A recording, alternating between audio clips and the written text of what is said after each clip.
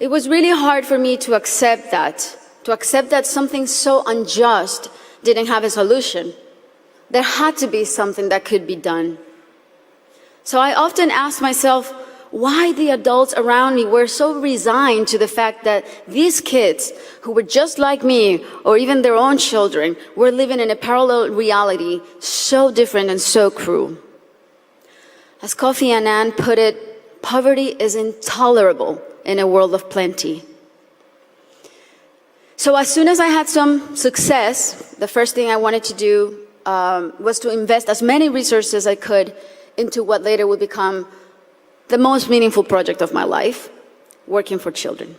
So I set out to find a team of people who dreamed big and worked hard and thought like me to help me right the wrongs that I had witnessed throughout my entire childhood. And that's when our foundation, the Barefoot Foundation, Pies Descalzos Foundation, was born. I knew, and I was only 18 years old then, but I knew that I wanted to focus on children and improving their lives, but I didn't know where to start. So I really felt that I needed to learn what the roots of inequality and low social mobility were. So I decided to study the reasons why children were working in the streets, or why some children were being recruited by the violent organizations like the paramilitary or the guerrillas.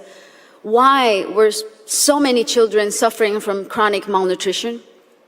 And I realized that most of the issues that children face in my country had and have a common denominator: the lack of access to quality education. To me, it became crystal clear that education was the surest way to give all of these kids the best fighting chance of improving their circumstances in life, because education is the great equalizer.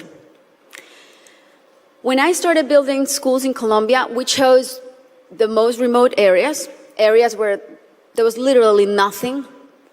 No infrastructure, no paved roads, no electricity, no potable water. And we decided to build in those places, but not only build schools, but state-of-the-art schools.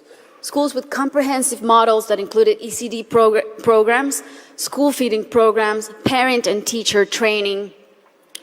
And another very important part is we decided to engage the government as a strategic partner, and made it nearly impossible for them to say no to doing their part by showing them results through our holistic model that really proved to work.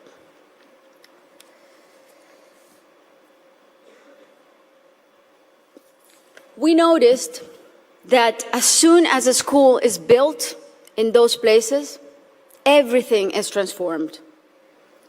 The improvements to the infrastructure were jaw-dropping. Electricity, potable water were made available, made accessible. Roads were paved. Malnutrition plummeted. But the best part of all is the academic results.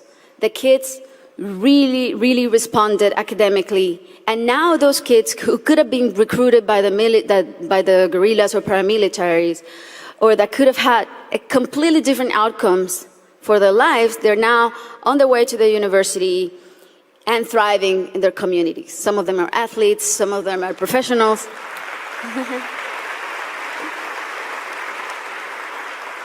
That's why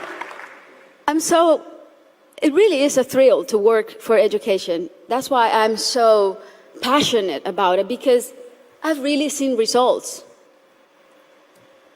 that are as palpable as this podium. And seeing all these success stories that have a name and a last name has been one of the most rewarding things I've done in my lifetime, even more so than winning Grammys, I think. Now,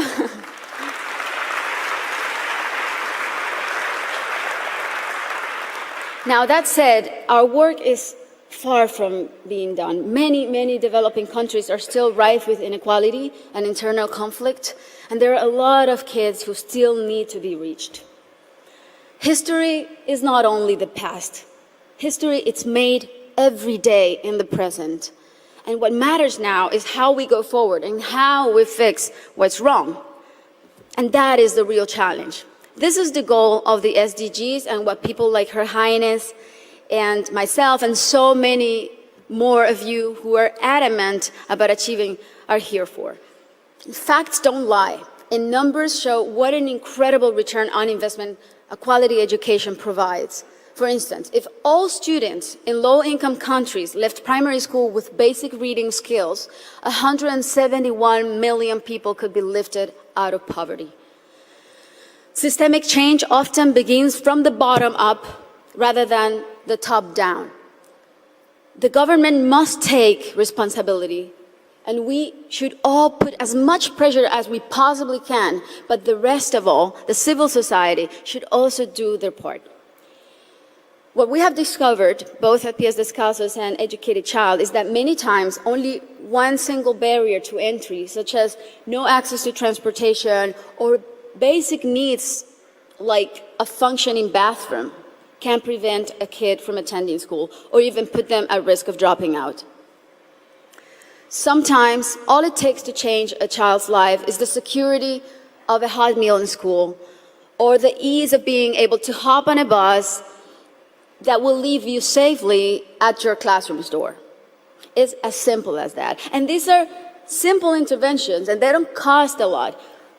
The biggest effort really is in mapping the communities, in going door to door, searching for the out-of-school children, talking to the parents, talking to their families. Giving a name and putting a story behind these children is the first step to start rewriting their story. Over the next 3 years, we pledge to get 54,000 kids who are out of school or at risk of dropout into the educational system. Ultimately, more than 295,000 people will benefit from this project, including children, teachers, families, and community members.